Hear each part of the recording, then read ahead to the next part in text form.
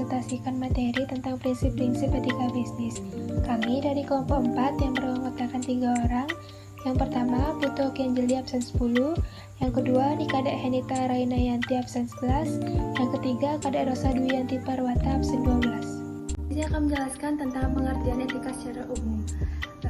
Etika merupakan salah satu cabang utama filsafat yang mempelajari nilai atau kualitas yang menjadi studi mengenai standar dan penilaian modal. Etika mencakup analisis dan penerapan konsep seperti benar salah, baik buruk, dan tanggung jawab. Yang pertama ada prinsip-prinsip etika bisnis. Prinsip adalah suatu hal yang dijadikan pedoman dalam menjalankan suatu hal atau kegiatan. Adanya prinsip-prinsip dalam etika bisnis ini dijadikan sebagai patokan untuk menentukan aturan dalam berbisnis. Prinsip etika bisnis akan membentuk nilai, norma, perilaku pekerja dari bawahan hingga atasan dalam membangun hubungan yang adil dan sehat dalam mitra kerja. Ada beberapa prinsip etika bisnis secara umum. Yang pertama, prinsip hormat pada diri sendiri. Dalam menjalankan bisnis, masyarakat sebagai konsumen merupakan cerminan bagi bisnis kita.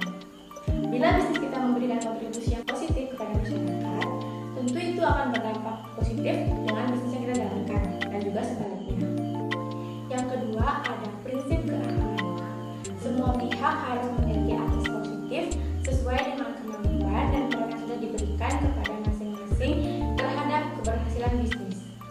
Contoh prinsip keadilan dalam etika bisnis seperti alokasi sumber daya ekonomi kepada semua pemilik faktor ekonomi. Yang ketiga, ada prinsip kejujuran. Kegiatan bisnis akan berhasil dan sukses bila setiap individu yang terlibat dalam kegiatan bisnis menerapkan prinsip kejujuran. Pada dasarnya, prinsip kejujuran ini harus ditanamkan dalam setiap kegiatan bisnis. Pimpinan perusahaan harus mampu untuk menerapkan prinsip ini yang akan menjadi contoh bagi semua karyawan yang bekerja di perusahaannya. Yang keempat, ada prinsip otonomi. Dalam prinsip ini, dua perusahaan atau lebih bisa berkomitmen dalam menjalankan etika bisnis ini.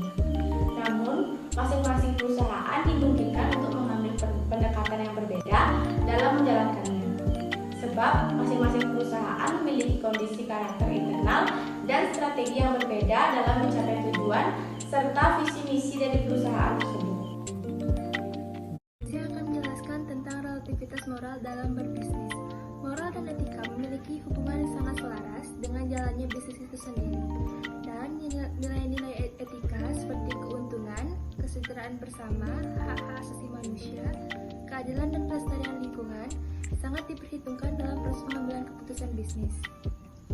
Secara konkret, itu berarti dalam kerangka kepentingan bisnis dan kerangka nilai-nilai etis yang dianut para pelaku bisnis untuk berusaha merumuskan dan mencapai tujuan bisnis selama sedemikian rupanya, untuk pada akhirnya tidak adanya menguntungkan diri sendiri dan perusahaan, melainkan juga bagi banyak orang dan banyak pihak lainnya. Kendala dalam menjalankan etika bisnis itu ada 3. Pertama, antara keuntungan dan etika. Keuntungan merupakan salah satu target suatu perusahaan untuk berlangsungnya perusahaan tersebut. Keuntungan juga menjadi salah satu alasan perusahaan tetap bisa berjalan dan mengembangkan perusahaannya itu. Etika bisnis menjadi pendukung dalam menjalankan keberlangsungan hidup perusahaan serta memberikan keuntungan secara tidak langsung terhadap perusahaan. Adapun beberapa keuntungan yang didapat dari etika bisnis terhadap perusahaan. Yang pertama, membentuk perusahaan yang kokoh, di mana etika menjadi sebuah fondasi dalam membentuk citra perusahaan yang kedepannya akan memberikan kepercayaan baik pada mitra atau pelanggan dari masyarakat serta karyawan yang bekerja di perusahaan tersebut.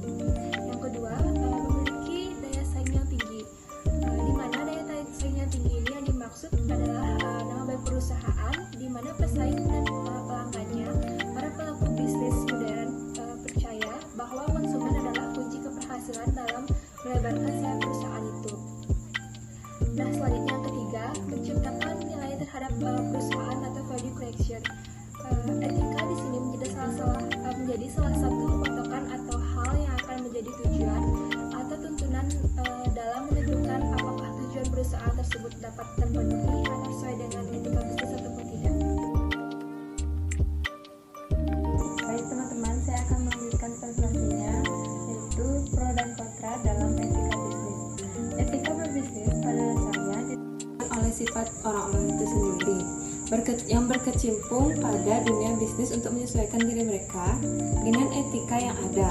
Namun, sebagian orang mengatakan etika bisnis adalah suatu proteksi yang menguntungkan dalam berbisnis. Meningkatnya perhatian dunia terhadap etika bisnis. Etika bisnis menjadi hal yang berkaitan sangat erat dalam menjalankan bisnis saat ini. Etika dijadikan sebagai acuan utama dalam meningkatkan integritas perusahaan, menjadi alat yang menjamin suatu transaksi terjalin secara adil dan menguntungkan segala pihak. Etika bisnis dikatakan sebagai aturan sosial yang tidak tertulis.